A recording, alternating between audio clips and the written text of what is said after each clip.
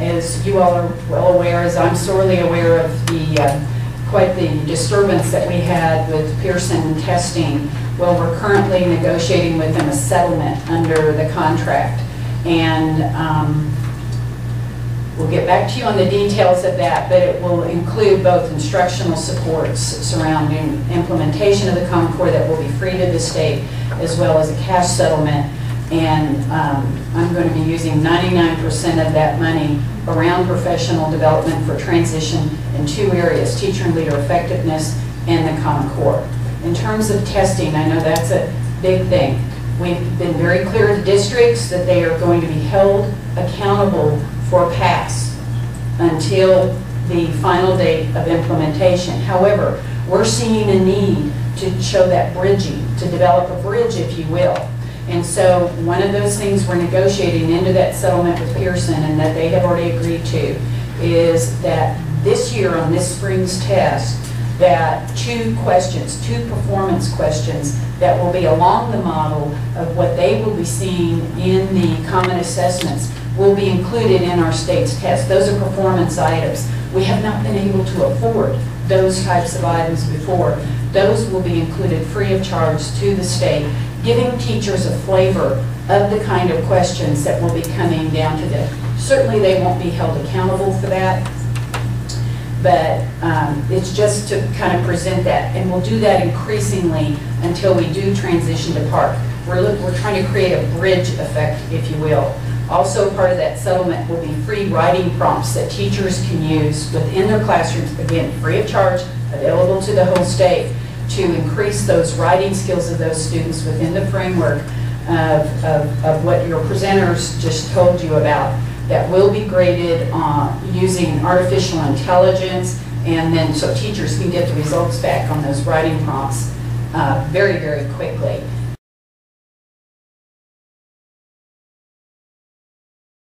The first question is, I have heard that there will be 4 more tests administered on Common Core by Pearson testing. Given the statement that they are putting 2 more questions in, which we couldn't afford before, how much more, the question is, will the cost of the new tests be about the same, slightly higher, or significantly higher? Well, first of all, a vendor has not been declared by the Department of Central Service for that test. If it is given to Pearson, and I don't know if it is or not, we have negotiated that questions be placed inside of our state tests at no charge to the state. Did I answer your question? Well, I'm projecting out 2 or 3 years when they're no longer bound by lawsuit settlements, that if we had a test that is totally Common Core, would that cost be about the same as we're presently paying?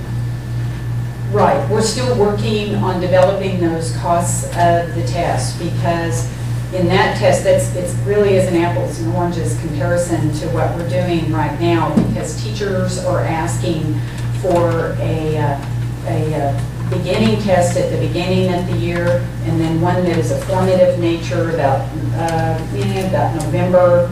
Then what we're looking at in order to get results back to districts before the end of the year, Park is considering doing the performance items, all of the writing items, all of the math items that require a student to show their work and to show their reasoning behind their math. They're looking at administering that in February, and then right at the end of the, so those results will be back before the end of the year, a critical thing that currently isn't being done in the state.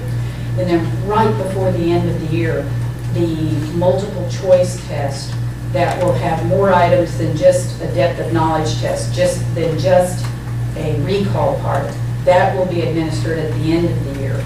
And so every one of the states are talking about the costs of those items. Every single state involved in Park have discussed their concern, making sure that this price tag does not go up. And look at the amount of money per student that is spent on testing per states. Very honestly, Oklahoma is in the lowest quartile of that. And so, and other states are way above the number that we're looking at. So what we're all saying is we have to make this affordable within our states and realistically. And I'm in there at the top of the committee talking about that constantly. This has to be within a realistic budget as we go forward. And could I ask you just to clarify or answer what the one Yes, word you may. answer that This we're not one last. You mentioned 2 tests there instead of 4, so are we looking at 2 tests per year instead of 4? Well, actually, right now we have 1 test at the end of the year, okay? And that is administered in the window, during the window in March. And I'm talking about, let me make sure I'm clear, this is 3 through 8 examinations and then 5 and 8 writing. So this is, it is 1 test at the end of the year. What the teachers have asked for, what educators have asked for, is a baseline test at the beginning of the year to assess what children know, then a test that is more formative in nature to be administered sometime in November, and I'm kind of talking not with certainty because that hasn't been determined. And then in order to be able to get the results back, take the end of the year summative test, break it up into 2 tests, so the performance items that require human scoring will be back before the end of the year.